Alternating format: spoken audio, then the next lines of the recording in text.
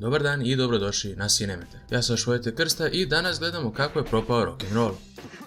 Kako je propao rock'n'roll je prvi antology film na ovom kanalu. Za one koji ne znaju, antology filmovi se sastoje iz više odvojenih priča koje mogu biti baš povezane ili jedva, lokacijom, likovima, temom itd.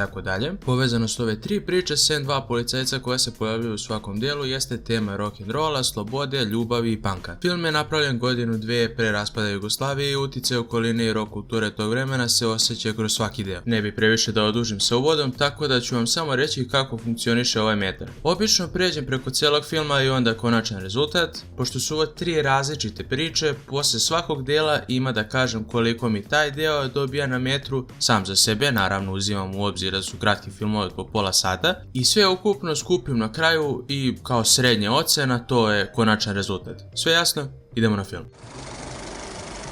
Film počinje dečkom koji gleda TV. Zove se Zeleni zub. Neću ga pominjati do kraja filma zato što nije neka priča, već nam služi kao prelaz iz filma u film. Pojavljuje se 4 puta. Na početku, na kraju prvog, na kraju drugog i na kraju trećeg dela. I u suštini radi za ljude, spašava ih od plaćanja tramvajske karte, čekanja za puštanje filma i ostalih stvari. Ako ne znate ko je Zeleni zub, kao što ja nisam znao, bit će vam jako konfuzno, ali Zeleni zub ili Dušan Kojić Koja je osnivač rock benda Disciplina Kičma. Bili su poznati 80-ih i on služi kao reprezentacija tog duha. Sad sam ga pomenuo, velika legenda, ali neću vas zamarati sa tim traznicijama. Prvi film se zove Do izvora dva putića, prati Žiku Todorovića kao sina poznatog pevača. Lik se zove Koma, ali zvaću ga Žika jer stvarno se ne sjećam da ga iko tako zove u filmu. Otac mu je slavan po narodnjacima, ali on mrzi takvu muziku, pa sa ortacima i djevojkom cepa plakate. Policija hvata samo njega i njegov otac mora da ga vadi. U stanici imaju raspravku oko ukusa u muzici, pa napravi opkladu da će Žika prodati više ploča od njegovog oca i to sa narodnjacima jer su lagani. Ako uspe, njegov otac će god da se kupa u terazijskoj česmi. Sad s tim gotovim, Žika može da se vidi sa svojom devojkom koja uči da postane ninja. Ne, stvarno. Žikin bed priprema narodnjak, ali to radi u produkcijskoj kući Hadži Karića, koji se sad vratio sa razgovora sa Žikinim ocem. Odbio je klavijaturu od Hadži Karića i još se Karić vraća u svoj studio i vidi da Žika svira narodnjake koje mrzi, tako da ga naravno tera napolje. Mrzim narodnjake! Ajde. Ali ne i Žikinu ninja devojku Bojanu. Pošto imaju tu neku čudnu igru, Žika pokušava da napadne njegovu devojku tako što će se on sad obući kao ninja, ali njen ninja instruktor ga pomeša za svog učenika pa dobija batinu. Razlog zašto su ninja tu i zašto će postati toliko bitne kasnije jeste najverovatnije jer je u periodu snimanja ovog filma stvarno poraslo ogromno interesovanje prema ninjama na Balkanu. Šta ti znaš o ninji? Ima dosta razloga za to, a najveći jesu kasete koje su dolazile u tom periodu na naše prostore, pa su odrasli i klinci gledali filmove kao Enter the Ninja, Revenge of the Ninja, American Ninja i slično. I koliko god smešno zvučalo, Ninja Kornjače, čiji je crtani počeo krajem 80-ih i tada je masivna prodaja igračaka Ninja Kornjača počela. Nisam mislio da će ikad pomenuti Žiku Todorović i Ninja Kornjač u istoj rečenici, ali dobro. Isprebijani i dalje u kostimu, oni odu ponovo u studio Hadži Karića jer ga je Bojana dobila za džabe da pišu narodnjake. Hadži Karić tu dolazi, pokušava da smuva Bojanu, dok se Žika sakriva i koristi napade s daljine. Jebe materi, Kada ga Karić uhvati, Žika nosi masku pa ga ne prepozna, a Bojana kaže da to je njen novi projekat. Ninja ne priča, ne rukuje se, ali zato peva narodnjake. Sve ide dobro, Žikin otac se zainteresuje za tu novu zvezdu ninju, ne znajući da je to njegov sin, pa potpišu ugovor i on mu pomogne da postigne astronomske nivoje. Žikinog oca naravno igra legenda Bata Živojinović, koji je posljednji put na Cinemetru viđen u Lanju na zvezde. Kao i tamo, ovdje mu je uloga malo opuštenija, što mislim da mu manje leži nego uloge gdje je on bitan, glavni, rmpalija tip lika, ali ova uloga je iole bliža tome nego nastavnik pa se bolje snalazi. Uskoro ninja postaje najpopularnija zvijezda u Jugoslaviji. Hadži Karić pokušava da ga razotkrije, ali mu ne uspeva i poslije nekog vremena ističe ugovor. Tada ninja otkriva svoj identitet ocu i pošto je više ploča prodao od oca, sada on mora da se okupa. Mrzim narodnjake! Cinemetar je odlučio da ninja dobija 75%. Sljedeći film. Drugi film se zove Nije sve u ljubavi, nešto je u lovi. Grof Drakula teroriše ulicama Beograda. A nije to. Drakula je ipak dečko u kostimu koji ide na novogodišnju žurku. Tamo vidi prelepu devojku Barbaru i želi da joj se udvara. Pod udvara mislim na filozofovu školu napadanja dok ne uspe. Na njegovu žalost ona je fina devojka koja drži do sebe. Molim? Pitam da nećeš možda da me tucaš! Dobro, dešava se, pa ni roditelji joj ne daju da ostane, tako da će ona biti pametna i otići od manijaka. Kako? Barbara se ipak zaljubi u mladog Darka i uživaju zajedno. On živi sam, pošto su njegovi u inostranstvu, pa ima ceo stan za sebe. Samo što ne znam zašto, ali ona ni u jednom trenutku nije u fazonu dobro, nisam slušala roditelje, pobegla sam i to, jer možeš da se javiš njima da si živa dan posle, da oni ne bi pozvali policiju i proglasili te za nestalu. Ona misli da su riječi bile suvišne jer odjednom je toliko zaljubljena da želi da se uda i ima decu sa Darkom. On je razumljivo malo iznenađen predlogom i govorio je kako možda malo treba da razmisle o svemu jer nema ni prostor ni novca za tako nešto, na šta se ona naljuti i ode jer dečko koji je zna manje od 24 sata ne želi decu sa tobom. Ne znam. Meni je bilo žao njega na početku jer jeste bio malo napadan, ali sada mi je žao njega. Koliko god realno otvoreno nisam neki fan ovog segmenta, po onome što sam pročitao, čini mi se da je ova grupica glumaca najprirodnije i najlakše odradila svoj posao. Barbaru igra Anica Dobra i po njenoj priči se stvarno čini kao da je bilo baš zabavno na setu. I ona i Nebojša Bakočević su odlično protumačili svoje likove, samo mi je žao što scenario za njih nije zapravo film od sat i po jer verujem da bi bilo mnogo bolje.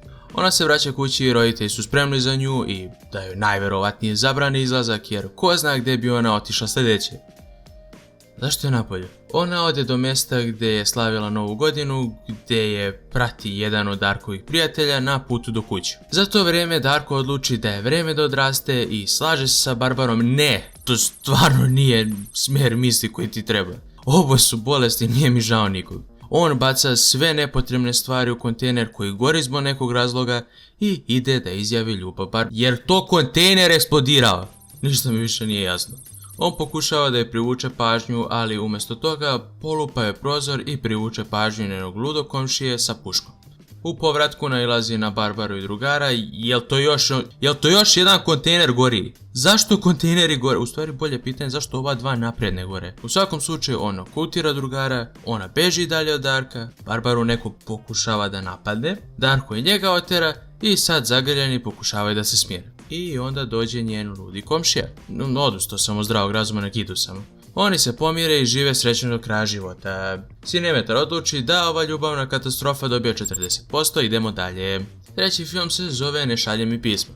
Počinje slanje pisma. Komšija Slobodan šalje anonimno pismo, pa kada ga Đura pronađe, baš pošteno demolira stan. Kada njegova supruga Eva zategne demoliran stan, i ona poludi, pa počnu da se svađaju, pogotovo zbog njene skoro uništene kreacije. Baš se lepo lemaju pošteno i jedno i drugo. Tokom tuče saopšti Đuri da je ona trudna i kako će sada imati bebu. On je srećan trenutno, ali i dalje ne veruje svojoj supruzi da je verna, pa uveče kada je nema, kreće sa psom u potragu.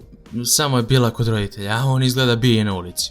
Posle toga komšija poziva Đuru kod njega na piće i on mu predloži da se sakriju negdje i prisluškuju njene razgovore kako bi saznali ko joj šalje ljubavna pisma. Sad, ja ne znam da li je Slobodan zaboravio da on šalje ta pisma, mogao mu je reći samo da se on sakrije, nije on bio potreban tu. Ovako su zatvoreni zajedno u ormaru, onako malo geji, ali dobro, šta da mu radi. Dobro večer. Dobro večer, sreću. Bog svega oni su posvađani, Đura se priprema za svirku jer je u bendu, a Eva se priprema za predstavu gdje je ona kostimograf. Eva je već svima verovatno poznata Vesna Trivalić koja je posljednji put viđena na Sinemetru za Lajanje na zvezde. Sad vama se čini da su svi u ova dva filma glumili zajedno, ali u realnosti samo je Lajanje na zvezde imalo toliko glumačkih legendi da nije bilo moguće da propadne. Što se ove uloge tiče, odradila je odličan posao kao i uvek i njen kostar Branko Đurić, kog nisam imao prilike ranije da pomenem, ali je još jedan jako poznat glumac, ali još bolji režiser jer je on radio na epizodama Naše male klinike. Pre predstave ona poziva i Slobodana da dođe, pa mu pada nešto na pamet. On će se prerušiti u Đurinu ljubavnicu i oni će zajedno otići na predstavu. Ima da se dodiruju i izgledaju zaljubljeno, kako bi Eva bila ljubomor. Šta? Čudan je ovaj Slobodan, kada hoće Đuro, a ne... Ček. Da, ispostavlja se da je komšija Slobodan slao ljubavna pisma Đuri, ne Evi, pa zbog toga mu Đura objašnjava svoje osjećanja jezikom koji najbolje govori. Šakama. Umjesto da pronađe svoju ženu i objasni šta se desilo, on odluči da ode na svoj nastup, pa Eva sada dolazi na nastup, ali ne sa drugim partnerom, zato što je ona uvijek bila verna. Ne, ona dolazi s jajima i gađa ga usred nastupa. Realno zasluženo. On joj se objasni, Eva mu oprašta i sada žive srećno do kraja života. Cinemetar serijsko nasilje ocenjuje se 65%. Kako propao rock'n'roll je jedan od posljednjih filmova stare Juge. Bio je voljen zbog smiješnog prikaza tog vremena kroz oči fanova punk i rock kulture. Toliko je voljen da je za godišnjicu izlaska filma izdata monografija Daj babo glavu, kako je propao rock'n'roll od autorke Vladislave Vojnović, u kom ima dosta informacija vezanih za snimanje, glumce, replike i sl. Velike preporuke da pročitate ako ste ljubitelji knjiga i glume, ima dosta slika koje ću koristiti ako bude mogao, ne znam kako će to funkcionisati, i dosta informacija koje sam koristio za ovaj video. Što se samog filma tiče, na prvi pogled se vama čini da i nisam neki ljubitelj dela. Ali baš naprotiv, volim fore, film drži pažnju i za pogledati jedanput, dvaput, odlične zabave. Nažalost, dok pišem skripte za ove epizode, ja jedan film pogledam od početka do kraja, nekad i 5 puta, nevezano za priče i za kamere i ostalo što pokušavam da iskopam. Kroz ta gledanja najiskrenije najveća stvar koja koči ove filmove jeste Gerontology. Nema vremena za povezanost, preokrete i ostale stvari koje prosječan film ima. Prvi film, meni omiljeni, je uspio lepo da balansira time. Kratka priča o ninji pevaču, zabavno je i zanimljivo. Drugi deo ima elemente klasične romanse, ali nema vremena da ih istraži.